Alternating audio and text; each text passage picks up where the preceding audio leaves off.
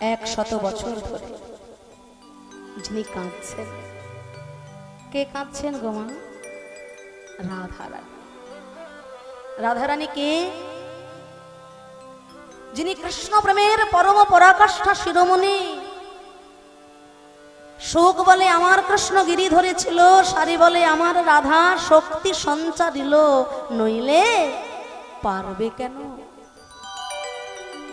যিনি আমার গোবিন্দকে শক্তি সঞ্চার করে দেন, যার শক্তিতে স্বয়ং কৃষ্ণ শক্তিমান, আজকে সেই রাধারানী কাঁদছেন কৃষ্ণ বিরহে। কেন কাঁদলেন? শিখিয়ে দিলেন আমার মতো হতভাগ্য জীবকে, ওরে জগৎ তোমরাও জেনে নাও, তুমি যতই মানি পাও না কেন, যতই গুণী পাও না কেন, যতই ধনী পাও না কেন, যদি কৃষ্ণ পেতে চাও আমার মতো ব্রজের ধুলায় গড়াগড়ি দিয়ে হা গোবিন্দ তোমার হলাম বলে কাঁদো। সতীর যেমন পতির প্রতি টান, মায়ের যেমন সন্তানের প্রতি টান, বিষয়ের যেমন বিষয় বাসনার প্রতি টান, এই তিন টান মিলেমিশে একত্রিত করে হা গোবিন্দ তোমার হলাম বলে যদি ডাকা যায়, তবে কৃষ্ণ পাওয়া যায়। আর দ্বিতীয় কারণ, কাঁদালে কাঁদিতে হয়, কথা মিথ্যা নয়।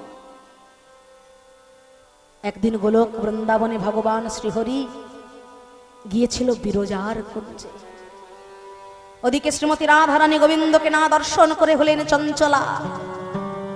বিরজার কুঞ্জের বাইরে দাঁড়িয়ে রয়েছে শ্রীদাম। ভগবান আদেশ করলেন, রে শ্রীদাম, আমার আজ্ঞা ভিন্ন, এই কুঞ্জ মন্দিরের মধ্যে কেউ যেন প্রবেশ না করতে পারে, তুই কুঞ্জের বাইরে দাঁড়িয়ে থাক। ওদিকে রাধারানী কৃষ্ণ বিরহে বড় চঞ্চলা হয়ে এসেছেন কুঞ্জ দ্বারে। ডেকে বললেন, রে শ্রীদাম, দরজা খুলে দে, আমি কৃষ্ণ দর্শনে যাব। শ্রীদাম বলে, রাধে গো, গোবিন্দ আজ্ঞা ভিন্ন, আমি কাউকে দরজা ছাড়তে পারবো না। রাধারানী বলেন, তবে রে শ্রীদাম, এত বড় স্পর্ধা তোর? আমি কৃষ্ণ প্রেয়সী, আমায় দেখে দুটি বাহু প্রসারিত করে দৈত্যের মতো তুই প্রসারিত বাহুতে নাড়ালি, আমি তোকে দেব অভিশাপ, এই কৃষ্ণ ভজন যোগ্য দেহ ত্যাগ করে তোর যেন ওই দৈত্য কুলেই জন্ম লাভ হয়। রাধে গো,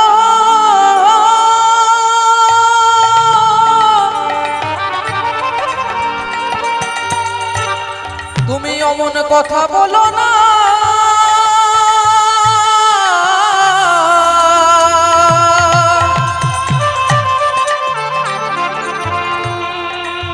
রাধে গো।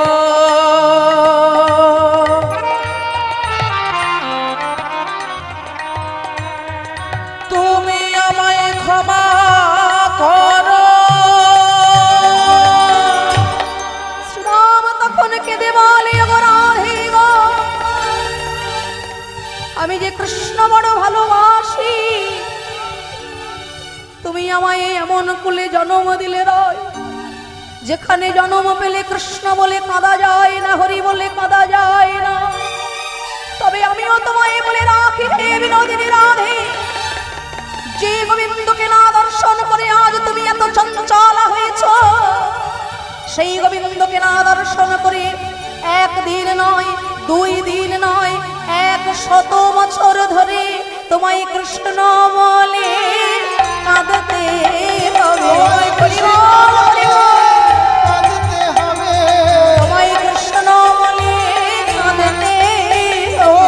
কৃষ্ণ বলে কাঁদতে হবে।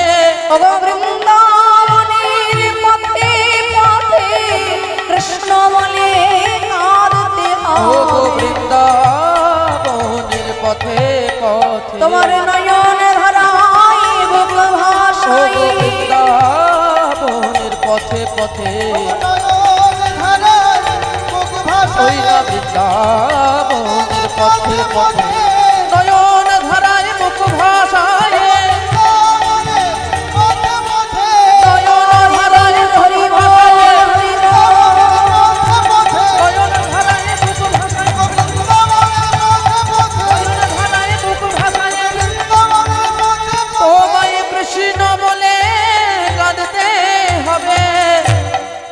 আজ রাধারানী আমার 100 বছর ধরে কৃষ্ণ বিরহে কাঁদছেন। ওদিকে নারদ মুনি মনে মনে চিন্তা করছেন যে বহুদিন হয়ে গেল বিশুদ্ধ কৃষ্ণ ভক্তির সন্ধান আমি আজও কোথাও পেলাম না। নিশ্চয়ই বৃন্দাবনে গেলে আমি বিশুদ্ধ কৃষ্ণ ভক্তির সন্ধান পেতে পারি। একলে বসিয়া নারদ চিন্তে মনে মনে, একলে বসিয়া নারদ চিন্তে মনে মনে, একলে বসিয়া নারদ চিন্তে মনে মনে, একলে বসিয়া নারদ চিন্তে মনে মনে, কোথা রহে কৃষ্ণ ভক্তি পাইব কেমনে। হরি বল বাহু তুলে সদা, ওই কোথা রহে কৃষ্ণ ভক্তি পাইব কেমনে, রহে কৃষ্ণ ভক্তি পাইব কেমনে, ওই কোথা রহে কৃষ্ণ ভক্তি পাইব কেমনে। কোথায় গেলে পাবো গো, কোথায় গেলে পাবো গো, আমি কোথায় গেলে পাবো গো গেলে পাবো গো, সুবিশুদ্ধ কৃষ্ণ আমি ভক্তি। কোথায় গেলে পাবো গো, হরি বল। ভক্তি কোথায় গেলে পাবো গো, এত চিন্তিতে ঋষি ঢেকিতে চড়িয়া, আহারে হরি হরি হরি হরি বল। আহারে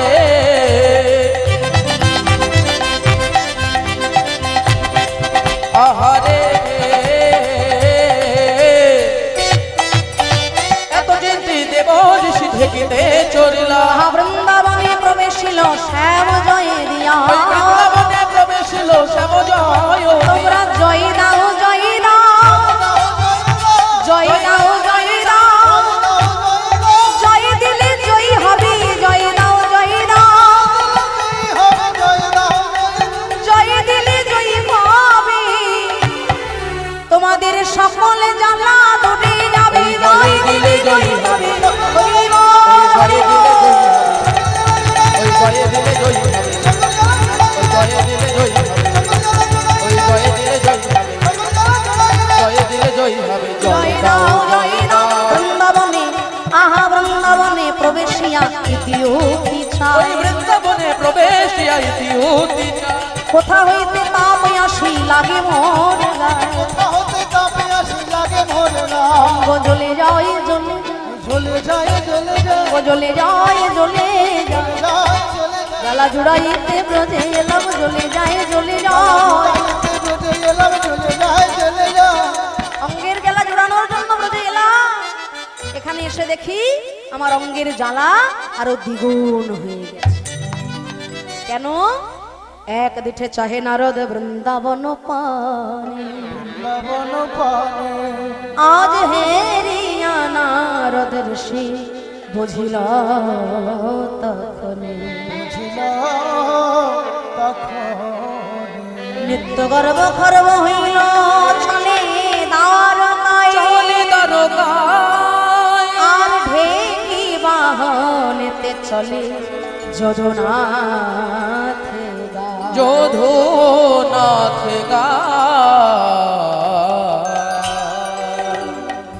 আমি নারদ, জগতে আমার একটা বদনাম আছে জানেন তো। হ্যাঁ, যেখানে মায়েদের ঝগড়া হয় সেখানে গিয়ে 3 বার নারদ নারদ বলবেন, কি হবে জানেন তো? যেখানে মুখে মুখে হচ্ছিল সেখানে হাতে হাতে শুরু হয়ে যাবে। আপনারা আবার সকালে উঠে পরীক্ষা করে দেখতে যাবেন না যে আমি নারদ, আমি নাকি সারা জীবন ঝগড়াই বাঁধিয়ে বেড়াই। কিন্তু না, যদি আমি কোনোদিনও রাধা গোবিন্দের মিলন ঘটাতে পারি সেই বদনাম আমার আর থাকবে না। তাই আমি যাব। যে কৃষ্ণ ভগবান রাধারানীকে এত যন্ত্রণা দেয়, এত কষ্ট দেয়, আমি যাব তার কাছে, যেমন করেই হোক রাধা গোবিন্দের মিলন আমি ঘটিয়ে দেখাবই দেখাবো। ওরে বিনা, এতদিন তুমি এই বিনা যন্ত্রে কৃষ্ণের গুণগান গেয়েছো, আজকে কি বলবে জানো বিনা? বল বল যন্ত্র রাধা নাম মন্ত্র, যাগ যজ্ঞ ব্রত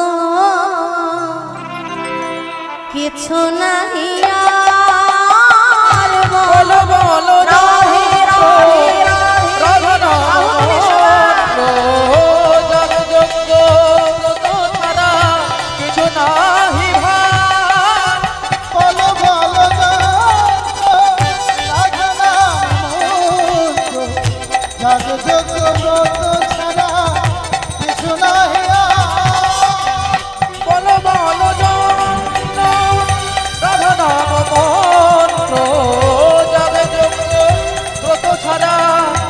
নাহি ভয় ওগো বলো বলো বীরে রাধা নাম ওই বলো বলো বীরে রাধা নাম বীরে ওগো বলো বলো বীরে রাধা নাম ওই বলো বলো বীরে রাধা নাম বীরে না না এই ত্রিভুবন মাঝে কিছু নাহি আর। বলো রাধে রাধে রাধে জাগে যত ব্রত ছাড়া কিছু নাহি বলো বলো যন্ত্র রাধা নাম মন্ত্র যাদের যোগ্য ব্রত সারা কিছু নাহি ভাই নারদ দেখিয়া ধায়ে দ্বারকা পুরিতে যা ধায় তার কাপড়িতে যায় কি হইতে নামিল তখন হইতে নামিল তখন বিনাটি করিতে লইয়া দেখে চারিদিকে চাইয়া দেখি চারিদিকে লইয়া এক পিঠে দেখে কৃষ্ণ ধন ওই একদিকে গেছে কৃষ্ণ ধ বৃন্দাবনেশ্বরী রাধা রানী কি জয় হো বৃন্দাবনেশ্বরী রাধা রানী কি জয় হো কৃষ্ণ প্রেম করো পরাকাষ্ঠ রাধা রানী কি জয় হো রাধা নামের জয়ধ্বনি শোনা মাত্রই দ্বারকার রাজা কৃষ্ণচন্দ্র নামলেন সিংহাসন থেকে। আহা, এই শুষ্ক দ্বারকার মাটিতে এমন মধু মাখা রাধা নামের জয়ধ্বনি আমায় কে শোনালে গো? তুমি আবার গাও, তুমি আবার শোনাও ওই নাম। ওই রাধা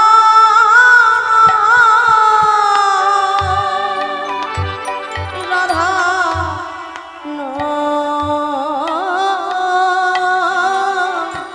রাধা নাম কে শোনালে হে ওই রাধা রাধা রাধা নাম কিশোর নলে আমায় শোনাইয়া মোর মন প্রাণ হরে নিলে হে আমায় শোনাইয়া মন মোর প্রাণ কেড়ে নিলে বলো বলো ওই রাধা কে শোনালে বলো বলো ওই রাধনা কে শোনালে আমার মন প্রাণ জুড়াইলে আমার মরা দেহে প্রাণ সঞ্চার কইলে আমার মন প্রাণ জুড়াইলে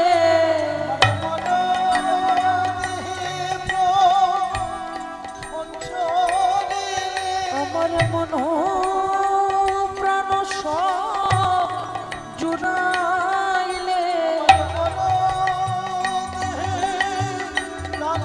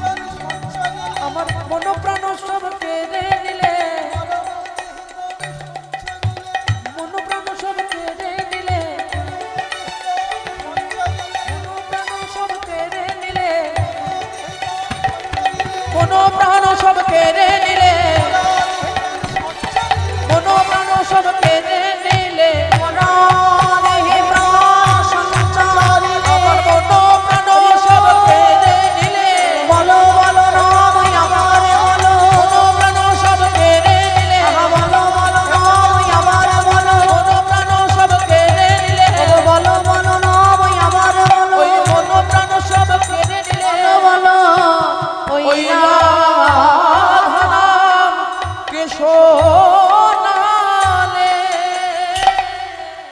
নারদ মুনি ডেকে বলে, হে গোবিন্দ জনার্দন, বড় আশা নিয়ে তোমার কাছে ছুটে এসেছি। হে, তুমি কি জানো না, বহুদিনের বাসনা আমার মনে, তুমি তো সবই জানো।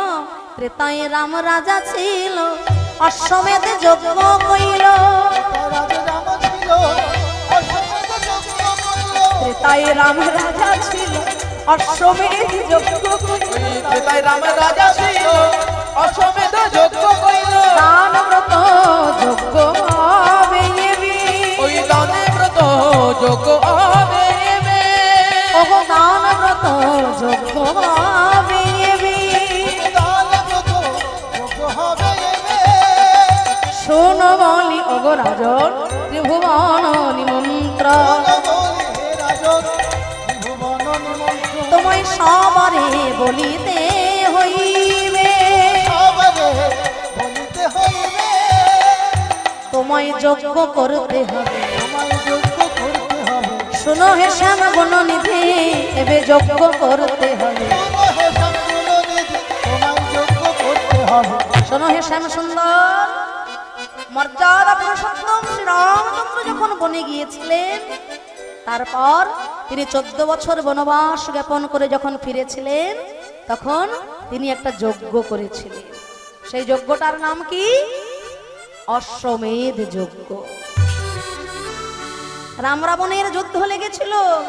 যুদ্ধ হলে পরে শুধু যে খারাপ মানুষেরই জীবন যায় তা তো নয়, তাই না? অনেক সময় ভালো মানুষেরও প্রাণ চলে যায়, তাই না? তরুণী সেন, সে যে রাম ছাড়া কিছু জানে না। ভগবান রামচন্দ্র লুকিয়ে লুকিয়ে বালিকে বধ করলে, আর বালিকে যখন বধ করলেন, সকলে হলো আনন্দিত। ভগবান কাউকে খুলে দিচ্ছেন গলার মালা, কেউ বা ভগবানের চরণ দুটো জড়িয়ে ধরে আনন্দে আত্মহারা। এই তো কদিন পর রামনবমী ব্রত আপনারা পালন করবেন। মর্যাদা পুরুষোত্তম শ্রী রামচন্দ্র, যেদিক থেকে আপনি তাকে বিচার করবেন, সেই দিক থেকেই তিনি মর্যাদা পুরুষোত্তম। ভগবান শ্রী রামচন্দ্র লুকিয়ে লুকিয়ে বালিকে যখন বধ করলেন, আমরা অনেকে বলি যে রামচন্দ্র যদি মর্যাদা পুরুষোত্তম ভগবান হবে, তাহলে লুকিয়ে লুকিয়ে বালিকে বধ করলেন কেন? যারা বীর, তারা কখনো পিছন থেকে মারতে জানে না। যারা বীর, তারা সামনাসামনি যুদ্ধ করবে, চোখে চোখ রেখে সামনে থেকে যুদ্ধ করবে। কেন তিনি পিছন থেকে বালিকে বধ করলেন? ভগবান যা করেন, কিছু না কিছু, কোনো না কোনো কারণ তার সঙ্গে কিন্তু লুকিয়ে আছে। বিনা কারণে তিনি কখনো কিছু করেন, কিছু না কিছু ব্যাপার তার মধ্যে লুকিয়ে রয়েছে। তাই তাকে নিয়ে সমালোচনা করাটা আমার কিন্তু মূর্খতা। আমাকে আগে জানতে হবে শাস্ত্র। আমাকে একজন জিজ্ঞাসা করেছিলেন, সেই জন্য কথাটা বলছি। দেবগুরু বৃহস্পতি যখন নিষ্কাম যজ্ঞ করবে, সেই যজ্ঞে আসার জন্য দেবতাগণকে তিনি নিমন্ত্রণ জানালেন। দেবগুরু বৃহস্পতি যজ্ঞ করবেন, আর সেই যজ্ঞে আসার জন্য সকল দেবতাগণকে নিমন্ত্রণ জানালেন যে আপনারা সবাই উপস্থিত হবেন আমার এই মহাযজ্ঞে। তা গুরুদেব নিমন্ত্রণ জানিয়েছেন, সকল দেবতাগণ আসতে বাধ্য। সকলে ছুটে যাচ্ছে আনন্দে আত্মহারা হয়ে। দেবরাজ ইন্দ্র মনে মনে চিন্তা করলেন, আমি তো দেবতাদের রাজা, পথে চলতে চলতে যদি আমার কোনো বিপদ ঘটে যায়, তাই আত্মরক্ষার জন্য তিনি লুকিয়ে লুকিয়ে একটি বাণ নিলেন হাতের নিচে। একটি বাণ তিনি নিজের হাতের নিচে লুকিয়ে নিলেন, যদি পথে বিপদ হয় যাতে আত্মরক্ষা, জীবন রক্ষা করা যায়। গুরুদেবের কাছে এসে যেই না গুরুদেবকে ষষ্ঠাঙ্গে প্রণাম করতে গেছে, সেই মুহূর্তে হাতের ওই চোরা বাণ খসে পড়ল। আর যেই না বাণ খসে পড়েছে, দেবগুরু বৃহস্পতি হলেন প্রধান। হে দেবরাজ, তুমি গুরুদেব গুরুদেবের যজ্ঞে এসেছো, সেখানে হাতে অস্ত্র কেন? হে গুরুদেব, আমি তো দেবতাদের রাজা। পথে আসতে আসতে যদি আমার কোনো বিপদ ঘটে যায়, শত্রুপক্ষ আক্রমণ করে, তাই আত্মরক্ষার জন্য, জীবন রক্ষার জন্য আমি হাতে অস্ত্র নিয়ে লুকিয়ে এসেছি। দেবগুরু বৃহস্পতি বললেন, ওহে দেবরাজ, তুমি একবারও ভেবে দেখলে না আসার সময় তুমি কার কাছে আসছো? আমরা কি বলি, কৃষ্ণরুষ্ট হইলে গুরু রাখিবারে পারে, কিন্তু গুরুরুষ্ট হইলে তারে কৃষ্ণ রাখিবারে না রে। তাই না? গুরু যদি কৃপা করে, গুরু যদি আশীর্বাদ করে, জগতের কোন শক্তি নাই তাকে বিনষ্ট করতে পারে। তাই তুমি গুরুদেবের কাছে আসছো, এইটুকু বিশ্বাস, এইটুকু ভরসা তোমার গুরুচরণে রইল না যে আমি গুরু বাড়িতে যাচ্ছি, আমার কোনো বিপদ হতে পারে না। চোরাবান যখন তুমি হাতের নিচে লুকিয়ে আনলে জীবন রক্ষা করার জন্য, গুরুচরণে তোমার বিশ্বাস রইল না। এই চোরাবানেই আগত জন্মে মর্যাদা পুরুষোত্তম শ্রী রামচন্দ্র করবেন হত্যা। বালিরাজ হয়ে জন্মগ্রহণ করলেন ত্রেতা যুগে। সেই দেবরাজ ইন্দ্র, মর্যাদা পুরুষোত্তম ভগবান রামচন্দ্র লুকিয়ে লুকিয়ে বালিরাজকে করলেন বধ। কিন্তু বালিপুত্র অঙ্গদ, সে যে রাম ভক্ত, রাম তার ধ্যান, রাম তার জ্ঞান, রাম তার জীবন মরণ। ভগবান বললেন, ওরে অঙ্গদ, আনন্দে আত্মহারা হয়ে সবাই তো কত কিছু চেয়ে নিল, তোকে তো কিছু দেওয়া হলো না রে। বল না, আজ এই আনন্দ ঘন মুহূর্তে তুই কি চাস আমার কাছে? অঙ্গদ বলে, আমার মনে একটা বাসনা আছে, পূরণ করবে তুমি? বল না অঙ্গদ, নির্দ্বিধায় নির্ভয়ে তুই আমার কাছে চেয়ে নে, কি চাইবি? প্রভু, আমি জানি হতে পারো তুমি মর্যাদা পুরুষোত্তম ভগবান রামচন্দ্র, পূর্ণ ব্রহ্ম স্বয়ং ভগবান, কিন্তু আমার মন জানে তুমি হলে আমার পিতৃ হন্তা। তুমি লুকিয়ে লুকিয়ে আমার বাবাকে মেরে ফেলেছো দয়াময়, তাই এই আশীর্বাদ করো, যোগ্য সন্তান হয়ে আমি যেন একদিন পিতৃ হত্যার প্রতিশোধ নিতে পারি। আমিও যেন ঠিক অমনি ভাবে তোমায় লুকিয়ে লুকিয়ে চোরাবানে বিদ্ধ করতে পারি দয়াময়। ভগবান বললেন, ওরে অঙ্গদ, তুই আজকে সত্যকারের সন্তানের পরিচয় দিবি। এ জগতে যারা প্রকৃত সন্তান হয়, তারা কখনো মা বাবাকে যন্ত্রণা দিতে পারে না, কষ্ট দিতে পারে না। ভক্তমন্ডলী, ভক্তিমতী মায়েরা এই জায়গাটা একটু জেনে দিন। পিতা গুরু প্রথমেতে জন্ম যাহা হইতে, পিতামাতা জীবনের প্রথম গুরু। তাকে যন্ত্রণা দিয়ে, তাকে কষ্ট দিয়ে জীবনে কোনোদিনও শান্তি পাওয়া যায় না। এই জগতে সবাই আমাকে ভালোবাসবে, আপনাকে ভালোবাসবে, অনেক ভালোবাসবে, কিন্তু মা বাবার মতো নিঃস্বার্থ ভালোবাসা আপনাকে কেউ দেবে না বাবা। প্রত্যেকের ভালোবাসায় কিছু না কিছু, কোনো না কোনো স্বার্থ লুকিয়ে আছে। একমাত্র মা বাবার ভালোবাসায় কোনো স্বার্থ নেই।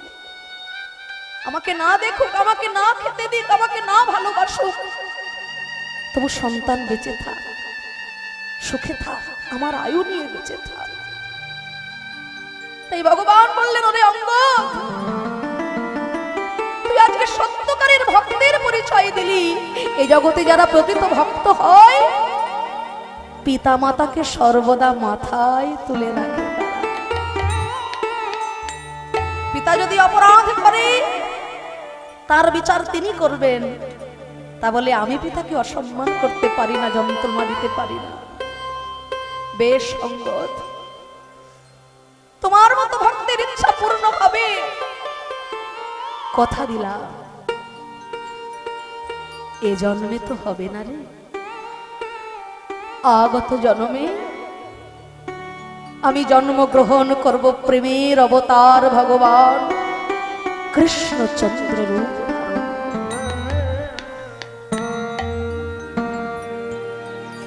ব্রজলীলা সঙ্গ করে, মথুরা লীলা সঙ্গ করে আমি যখন দ্বারকার রাজা হব, মাতা গান্ধারীর অভিশাপে 56 কোটি যদু বংশ হবে আমার ধ্বংস চোখের সামনে। সকল লীলার অন্তে মোহন মুরলীটি করে নিয়ে বৃক্ষের উপরে আনন্দ ঘন মুহূর্তে বাজাবো মোহন মুরলী। সেই দিন জরা ব্যাধ রূপে আসবে তুমি আমার কাছে, আমার লাল টুকটুকে রাঙা চরণ হরিণের গান মনে করে লুকিয়ে লুকিয়ে ধনুর বাণে বিদ্ধ করবে তুমি আমার শ্রীচরণ। লুকিয়ে লুকিয়ে জরা ব্যাধ রূপে আমায় বাণে বিদ্ধ করে পিতৃ হত্যার প্রতিশোধ সেদিন তুমি নিও অঙ্গদ। জন্মিলে মরিতে হবে, অমর কে কোথা হবে। নররূপে জন্মগ্রহণ করে ভগবানকেও মৃত্যুর কোলে ঢলে পড়তে হয়েছিল ভক্তের হাতে। তাই ত্রেতা যুগে শ্রীরামচন্দ্র যখন যুদ্ধ করেছিলেন, যুদ্ধ করলে পরে শুধু যে খারাপ মানুষেরই জীবন যায় তা নয়, অনেক সময় ভালো মানুষেরও ব্যথা লাগে, অনেক অপরাধ অনেক পাপ হয়ে যায়। তাই শ্রীরামচন্দ্র করেছিলেন অশ্বমেধ যজ্ঞ। তাই হে কৃষ্ণ জনার্দন, কুরুক্ষেত্র মেদিনীতে টানা 18 দিন ধরে হয়েছে যুদ্ধ, এত রক্তপাত, এত চোখের জল, কিছুই যে বিফলে যাবে না শ্যাম। তাই তোমার রাতুল রাঙা চরণ তলে আমার নিবেদন, তোমায় যজ্ঞ করতে হবে শ্যাম সুন্দর, যজ্ঞ করতে হবে। তবে যজ্ঞ করবো, এ তো আনন্দের কথা, এ তো আনন্দের কথা।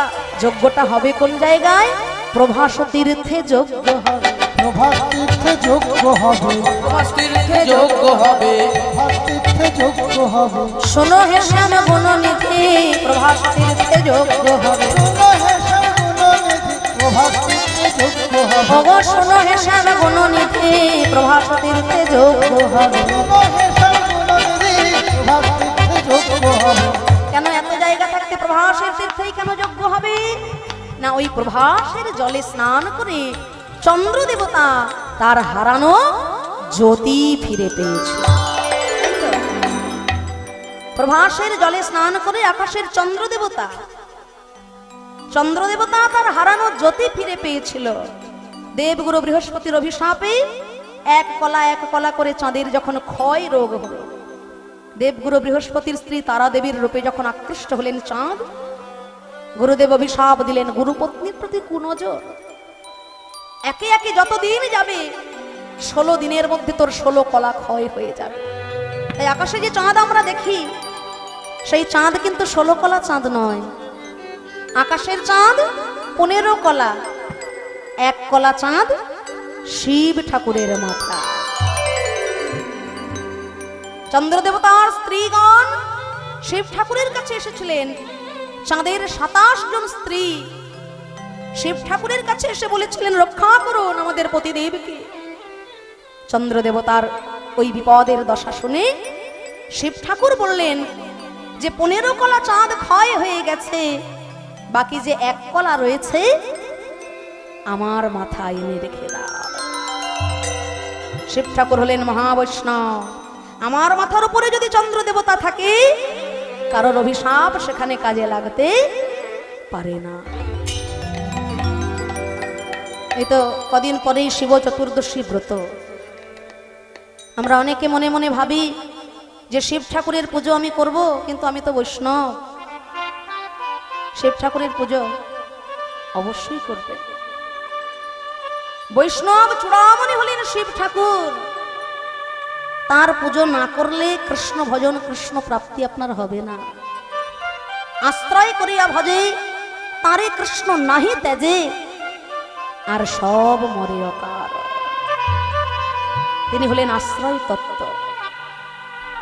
মহাবৈষ্ণব শিব ঠাকুর, মহাবৈষ্ণব। বৈষ্ণব কাকে বলে? বৈষ্ণব কাকে বলে?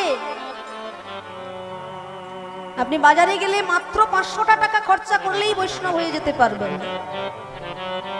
একটা গেরুয়া রঙের ধুতি কিনবেন, একটা নামাবলী কিনবেন, কপালে তিলক রচনা করবেন, গলায় তুলসীর মালা পরবেন, মাথায় একটা শিখা রেখে দেবেন, দেখবেন সবাই বৈষ্ণব বলে আপনাকে প্রণাম করবে। 500 টাকা খরচা করলে পরে বৈষ্ণব সাজা যায়, কিন্তু বৈষ্ণব হওয়া যায় না। বিষ্ণু জানাতি ইতি বৈষ্ণব। যিনি বিষ্ণুকে জেনেছেন, যিনি বিষ্ণু চর্চা করেন, তিনি হলেন বৈষ্ণব। বৈষ্ণব হওয়া এত মুখের কথা নয়। শ্রী চৈতন্য মহাপ্রভু বর্ণনা করলেন বৈষ্ণব কাকে বলে। তৃণাদপি সুনীচেন তরোরিব সহিষ্ণুনা অমানেন মানবেন কীর্তন্য স্বরা হরি। তাহলে বৈষ্ণবের লক্ষণগুলো কি কি মায়েরা জেনে নিন। তৃণাদপি সুনীচেন, নিজেকে ঘাসের থেকেও ছোট যিনি মনে করেন। ঘাসকে যখন আমরা পদদলিত করি, পা দিয়ে পাড়িয়ে চলে যায়, ঘাস কি করে? মাথাটা নিচু করে আপনার চরণে কোমলতা দান করে। আপনাকে কিন্তু যন্ত্রণা দেয় না, কষ্ট দেয় না, আবার সে মাথা তুলে দাঁড়ায়। তা বৈষ্ণব হতে গেলে নিজের স্বভাবটাকে, নিজের চরিত্রটাকে ওই ঘাসের মতো করতে হবে। তৃণাদপি সুনীচে, নিজেকে ছোট মনে করতে হবে, পরিষ্কার কথা। আমরা পারি নিজেকে ছোট মনে করতে? আমি আসরে উঠে বলি আমি অতি দীন, আমি অতিহীন, আমি নরাধম। কি বলি তো? আমি অধম। তাই এবার 3টে ঘন্টা কীর্তনের শেষে আমি যখন আসর থেকে নেমে যাব, আপনি যদি আমাকে ডেকে বলেন এই যে অধম দিদি, একটু শুনুন তো, আপনার সাথে কথা আছে,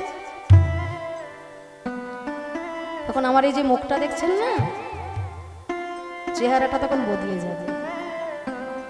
এই চেহারাটা আর থাকবে না। আমি অধম, হ্যাঁ? তাই যে আপনি বললেন, হ্যাঁ বললাম, কেন জানেন তো? আমি নিজেকে ছোট বললাম আপনাদের কাছে বড় হবার জন্য। বাবা, তাই তো? আমি নিজেকে ছোট করলাম, আমি অতি দীন, আমি অতিহীন, আমি নিজেকে ছোট করলাম আপনাদের কাছে বড় হবার জন্য। আপনারা আমাকে বলবেন এই দেখো কলকাতা থেকে এসেছে কীর্তন সম্রাট সুমন ভট্টাচার্যের ভাইজি, কত সুন্দরভাবে বলছে আমি অতি দীন, আমি অতিহীন, কোনো অহংকার নেই। নিজেকে বড় করার জন্য আমি নিজেকে ছোট প্রমাণ করলাম।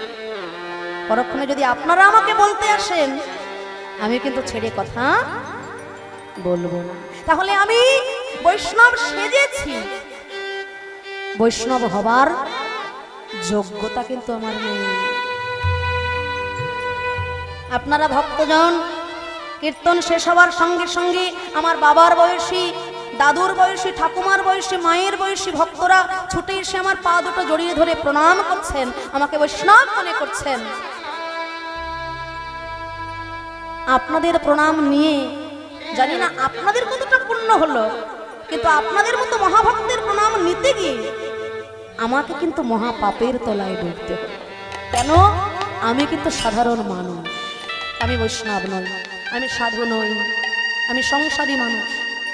আমারও লোভ আছে, আমারও বাসনা আছে, আমারও ক্রোধ আছে, আমারও অহংকার আছে।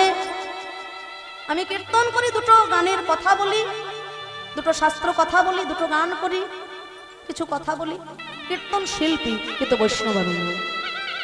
হ্যাঁ আছে, কীর্তন জগতে প্রকৃত বৈষ্ণব কীর্তনিয়া এখনো আছে, কিন্তু আমি তার মধ্যে পড়ি না। পরিষ্কার কথা, বৈষ্ণব হওয়ার যে লক্ষণ, সে লক্ষণগুলো কিন্তু আমার মধ্যে নেই। অযথা আমাকে প্রণাম করে আমার পাপের বোঝা আপনারা বাড়িয়ে দেবেন। প্রণাম করবেন, যেখানে বৈষ্ণব দেখবেন তার চরণে প্রণাম করবেন। তৃণাদপি সুনীচেন বৈষ্ণবের প্রধান লক্ষণ। বৈষ্ণব হইতে মনে ছিল বড় সাধ, কিন্তু ওই তৃণাদপি শ্লোকেতে আমি পড়ে গেলাম বা। বৈষ্ণবের দ্বিতীয় লক্ষণ তরুরীব সহিষ্ণুনা। গাছের মতো সহ্য ক্ষমতা যার আছে সে হবে বৈষ্ণব। যার গাছের মতো সহ্য ক্ষমতা আছে। সহ্য ক্ষমতা গাছের মতো কেমন না, বৃক্ষ যেমন কাটিলে হোক কিছু না বলয়, শুকায়া মইলে হোক কবু জল না মাগয়, যে যাহা চায় তারে দেয় আপন ধন, ঘর্ম বৃষ্টি সহে আনরে করয় রক্ষণ, উত্তম হইয়া বৈষ্ণব হবে নিরভিমান, জীবে সম্মান দিবে জানি কৃষ্ণ অধিষ্ঠা।